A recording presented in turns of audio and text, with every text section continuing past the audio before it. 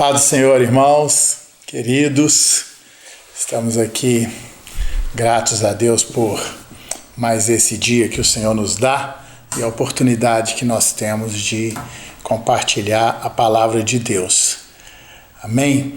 Nós estamos aí desenvolvendo uma série de ministrações sobre o Evangelho do Reino. Já tivemos 2 ministrações. Começamos a falar, falamos sobre o arrependimento na parte 2, mas algumas coisas ficaram para trás e veio no meu coração assim um grande desejo de continuar falando mais um pouco sobre essa questão do arrependimento.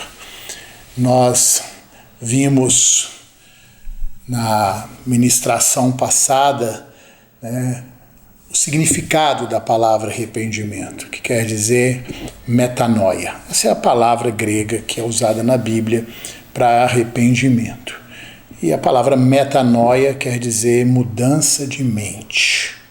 Mudança de mente. Então, assim, para nós podermos começar a falar sobre esse assunto, eu quero ler um texto que está na carta de Paulo aos Colossenses, onde Paulo diz o seguinte, capítulo 3, Colossenses 3, verso 1. Portanto, se fostes ressuscitados juntamente com Cristo, buscai as coisas lá do alto, onde Cristo vive, assentado à direita de Deus. Pensai nas coisas lá do alto, não nas que são aqui da terra, porque morreste, e a vossa vida está oculta juntamente com Cristo em Deus. E quando Cristo, que é a nossa vida, se manifestar, então vós também sereis manifestados com Ele em glória. Então o texto diz algo assim tremendo para nós. Eu vou ler de novo, assim, ressaltando o que é importante. Primeiro ele começa dizendo, portanto, se fostes ressuscitados. Eu gosto, assim, do apóstolo Paulo, em várias afirmações dele, ele coloca um se na frente. Ele fala assim, se sois de Cristo realmente, não é verdade? Se morrestes, se sois ressuscitados. Essa é uma pergunta que ele faz. É algo que nós temos que responder com a nossa verdade. Se nós fomos ressuscitados. E será que nós entendemos isso? Não é?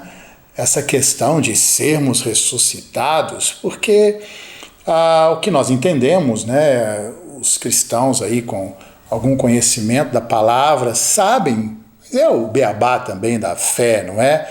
Que inclusive faz parte do credo apostólico da igreja, que diz sobre isso, que Jesus vai voltar e que que os mortos ressuscitarão primeiro, depois os vivos serão transformados. Então nós acreditamos na ressurreição dos mortos. Mas agora ele fala alguma coisa para nós aqui de uma outra ressurreição. Ele fala de uma ressurreição agora? É isso mesmo que ele está falando. Ele trata a nossa vida com Deus, a nossa nova vida, como fruto de uma ressurreição. E nós só podemos falar de uma ressurreição se nós falarmos também de uma morte, porque quem pode ressuscitar? Somente aquele que morreu, não é verdade? E essa é a compreensão que o apóstolo Paulo quer que nós tenhamos deste processo de transição quando nós nos arrependemos, quando nós nos convertemos, quando nós entregamos a nossa vida para o Senhor, para que Ele seja o nosso Rei, o nosso Deus, o nosso dono, quando nós abrimos mão dos nossos direitos, dos nossos sonhos, dos nossos planos e os colocamos todos nas mãos do Senhor para que Ele, como nosso Senhor, como nosso Rei, como nosso Deus, que Ele tome a direção das nossas vidas, que Ele conduza as nossas vidas naquilo que é a vontade dEle, não mais a nossa vontade. É dessa transição que o apóstolo Paulo fala, e o que ele chama de morte e ressurreição. E ele trata disso de uma forma, ele está falando aqui aos Colossenses, mas lá na carta dele aos Romanos, no capítulo 6, ele fala de uma forma assim, muito, muito forte, sobre essa mudança de vida, Ele fala aqui no capítulo 5, um texto maravilhoso, no verso 20, que diz assim, que sobreveio a lei para que avultasse a ofensa. Você entende isso?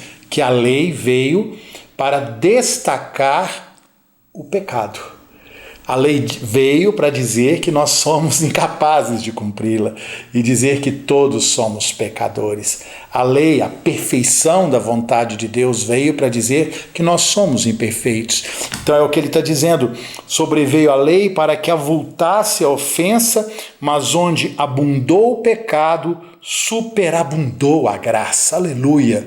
Não é? Essa graça maravilhosa que o Senhor nos destina para nós, derrama sobre nós, glória a Deus por isso.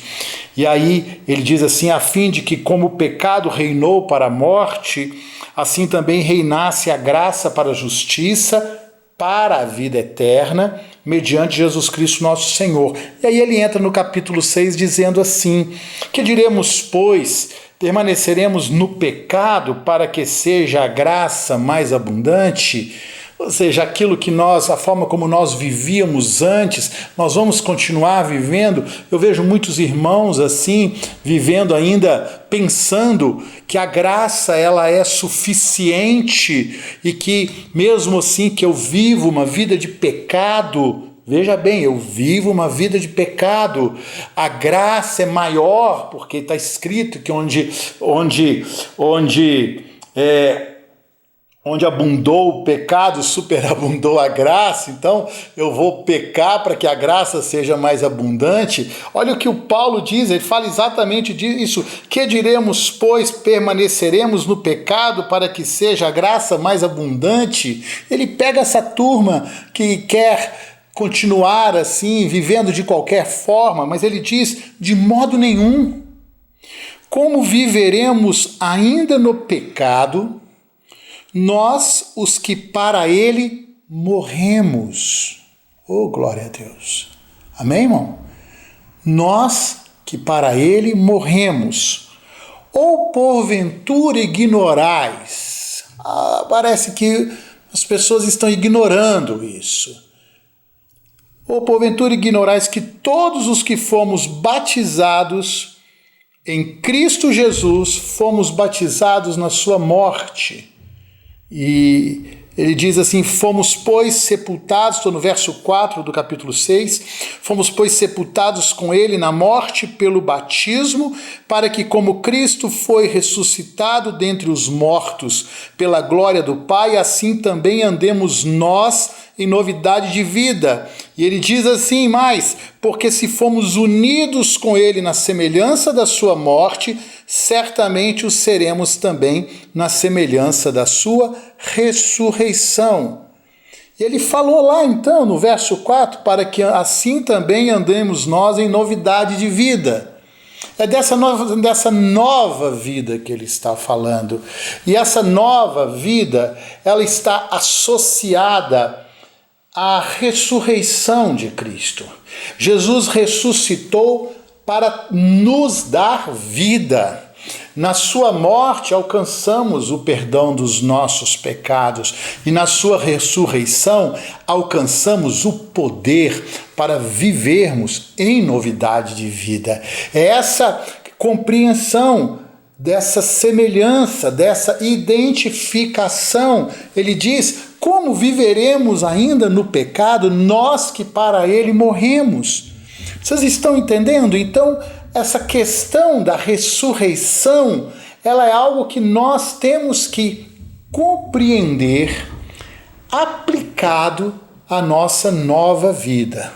Que o mesmo poder que ressuscitou Jesus dos mortos, aleluia, é o poder que opera em nossas vidas para uma nova vida. E isso começa, queridos, obviamente, não é?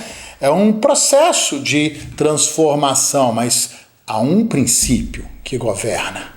Há um princípio que determina essa transformação, essa vitória, essa mudança de vida, que é a consciência de que eu sou uma nova criatura e que eu devo, então, conduzir os meus pensamentos, conforme ele fala aqui, lemos o texto lá de Colossenses 3, olha que lindo, então, ele fala, né, porque... Portanto, se fostes ressuscitados, foi por isso que nós falamos de morte e ressurreição, juntamente com Cristo, buscai as coisas lá do alto, onde Cristo vive, assentado à direita do Pai, de Deus. Pensai nas coisas lá do alto, não nas que são aqui da terra. Verso 3, estou lá em Colossenses 3.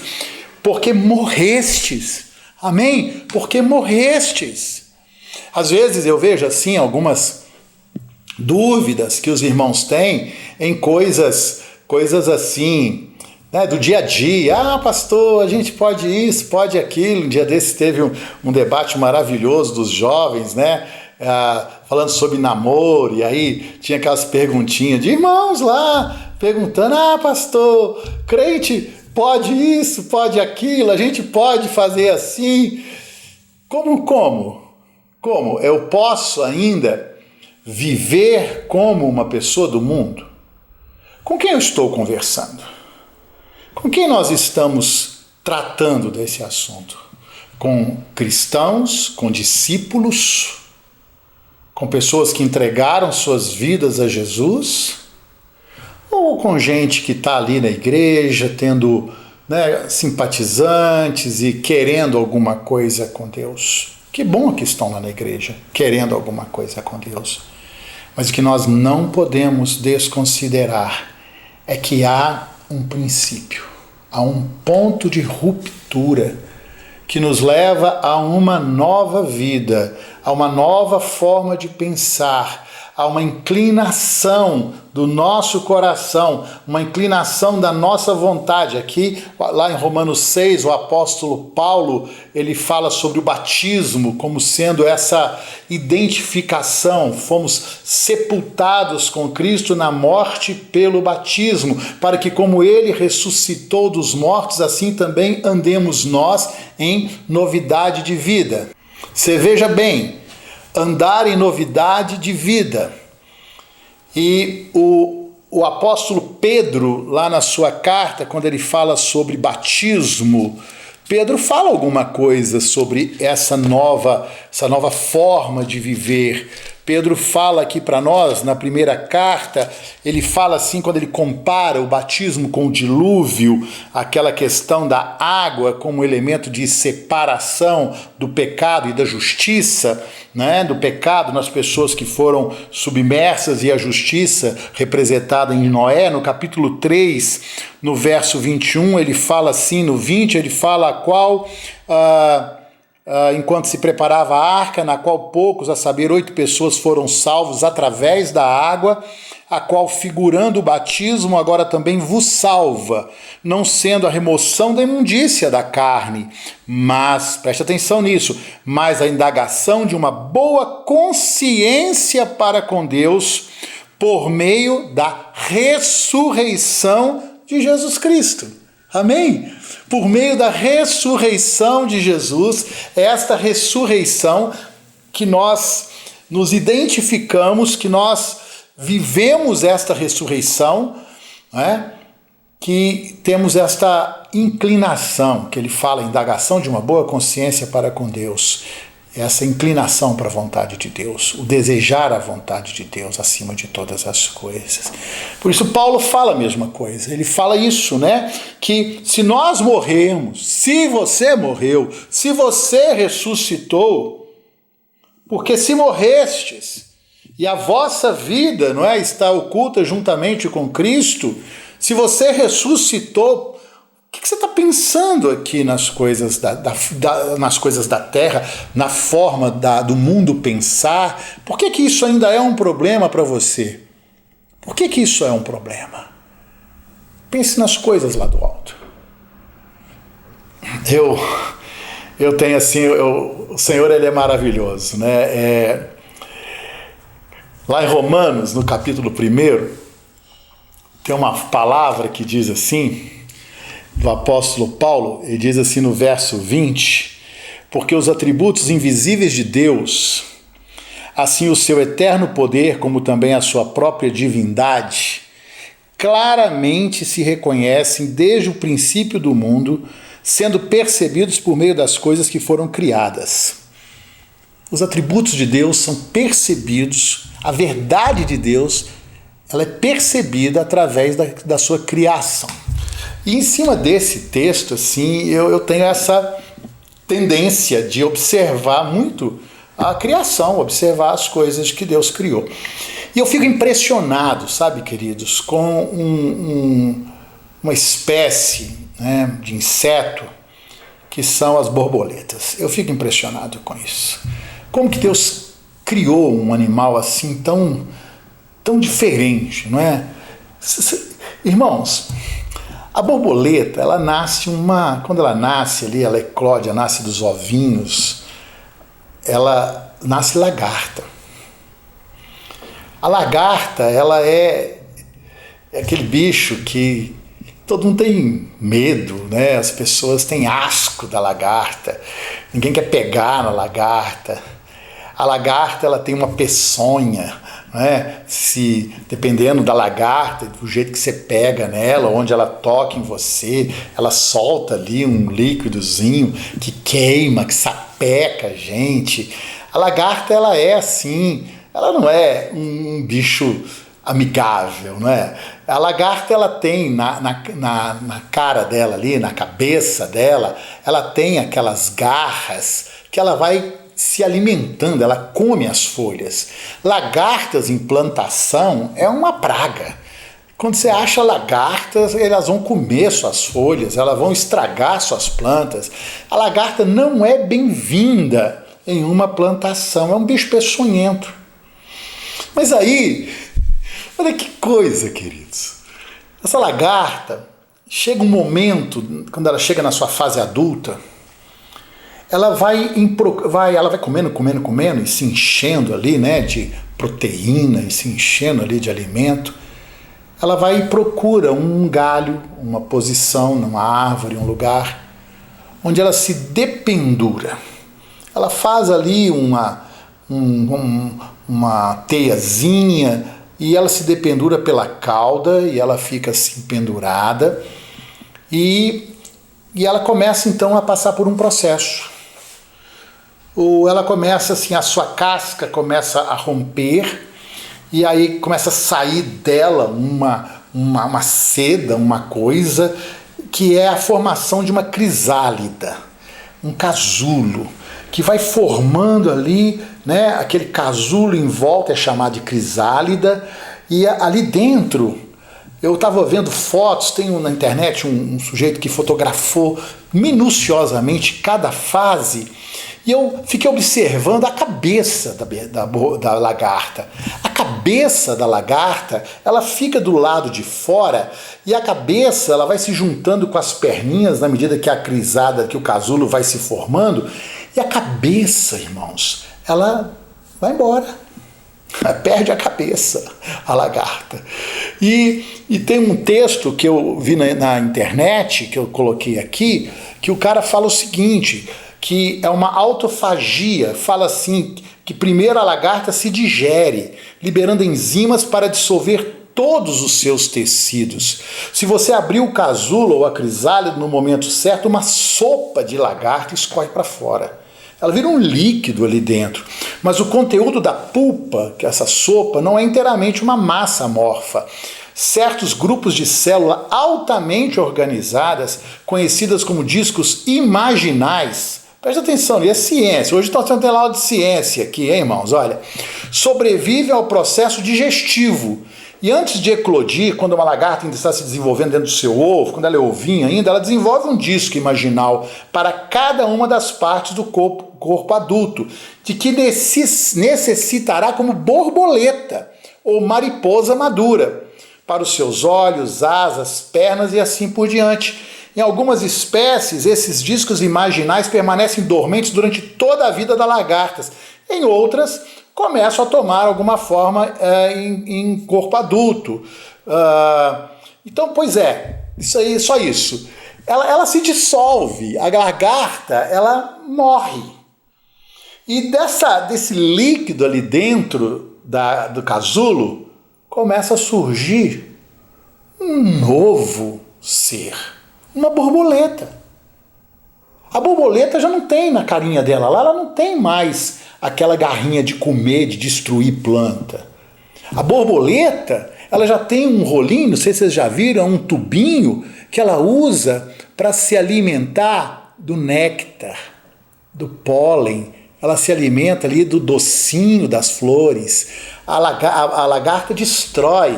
Sabe o que a borboleta faz? A borboleta poliniza. A borboleta, ela participa do processo de frutificação das plantas. Borboleta, ela é bem-vinda nesse aspecto, mas se sabe, se você tem borboleta, ela vai botar ovo e vai dar lagarta depois, não é verdade? Mas a borboleta, se uma borboleta vier e pousar na sua mão, você não sente medo, né? É bonitinho assim a borboletinha, ela não tem peçonha nenhuma, além de ser linda. Olha que coisa, irmãos. Deus fez um ser que é uma representação de uma nova vida, de uma transformação, de uma pessoa lagarta, não é? De alguém lagarta que passa a ser borboleta. E o interessante também que eu quero dizer aqui é que a lagarta, ela se arrasta.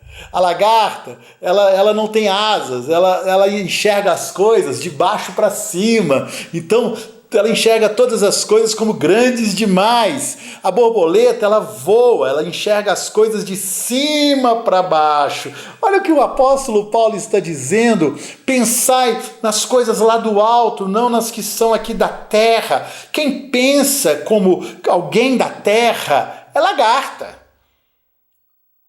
A borboleta, ela tem um outro ponto de vista das coisas. Ela voa. Ela não ofende, ela não agride, ela embeleza.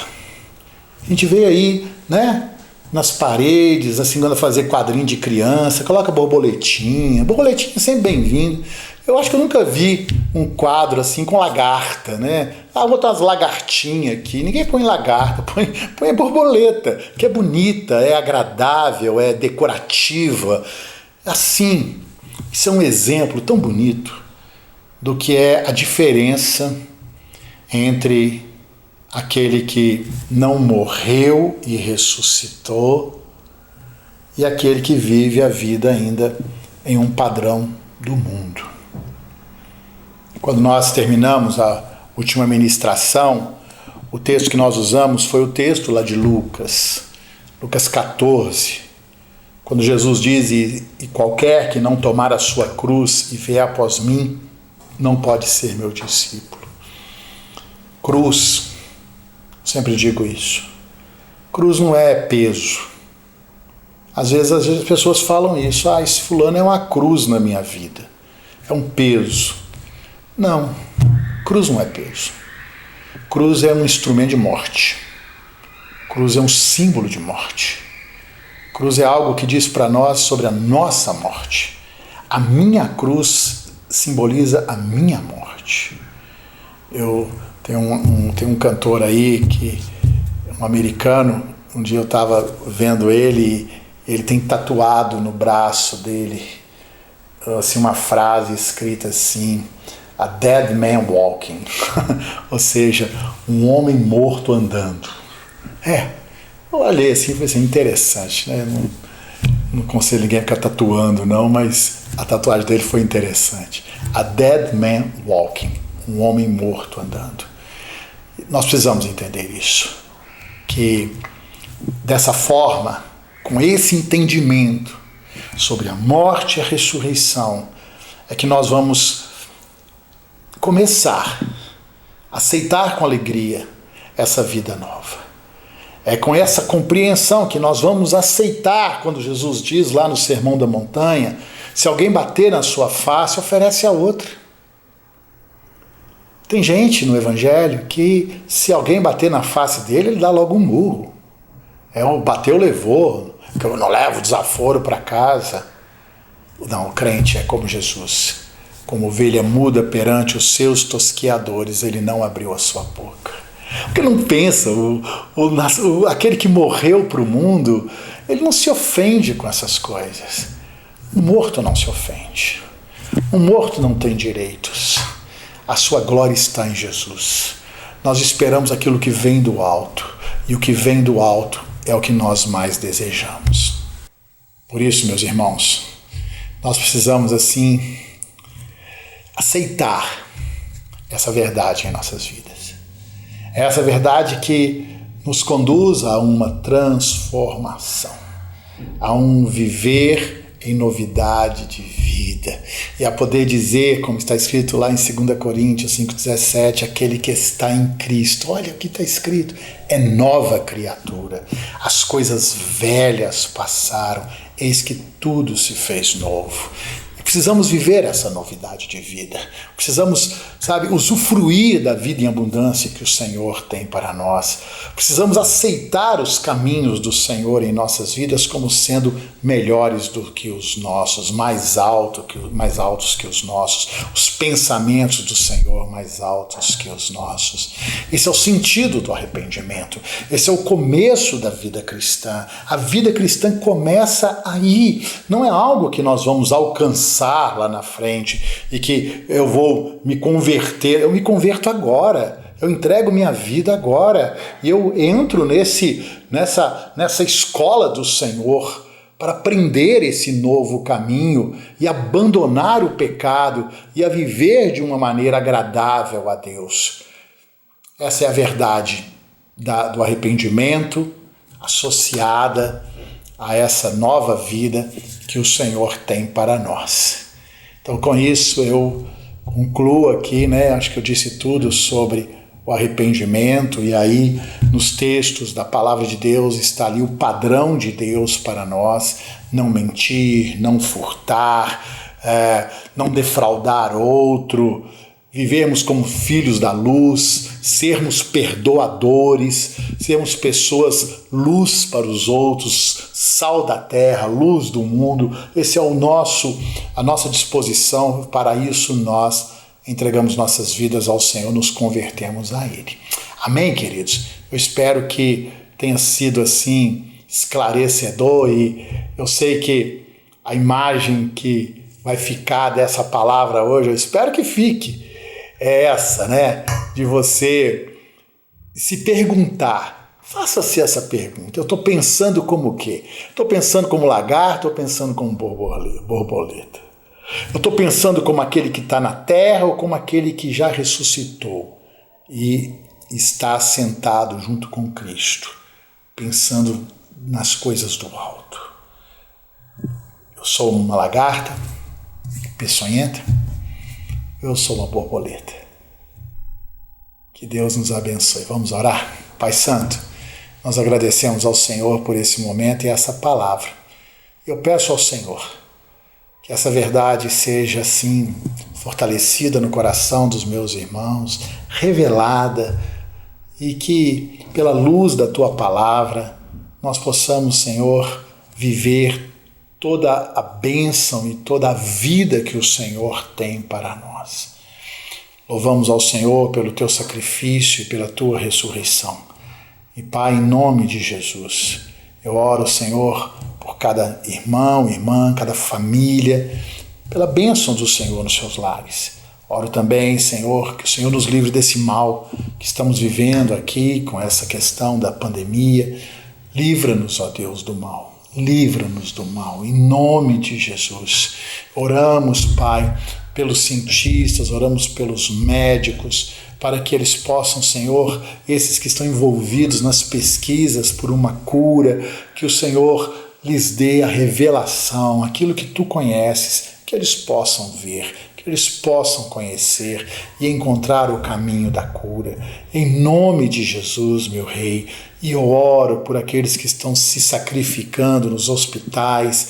Rei amado, em nome de Jesus, abençoa-os, fortaleça os profissionais dos serviços essenciais, aqueles que têm que estar trabalhando enquanto outros estão assim recolhidos. Pai, abençoa-os, fortaleça-os, em nome de Jesus.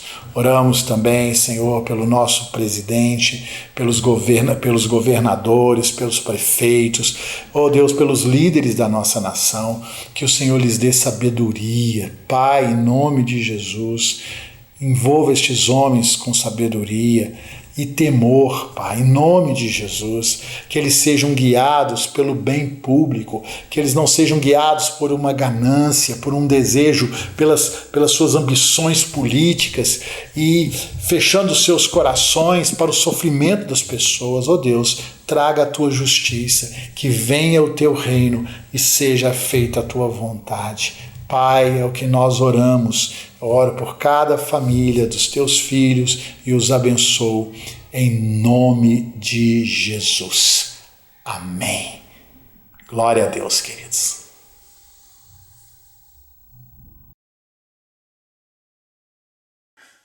Olá, pessoal. Passando aqui para lembrá-los de se inscreverem no nosso canal, também darem um like e ativar o sininho que está aí embaixo, para que vocês possam receber notificações quando os novos vídeos forem lançados. E se vocês foram abençoados, compartilhem com outras pessoas através das suas redes sociais. Que Deus abençoe todos.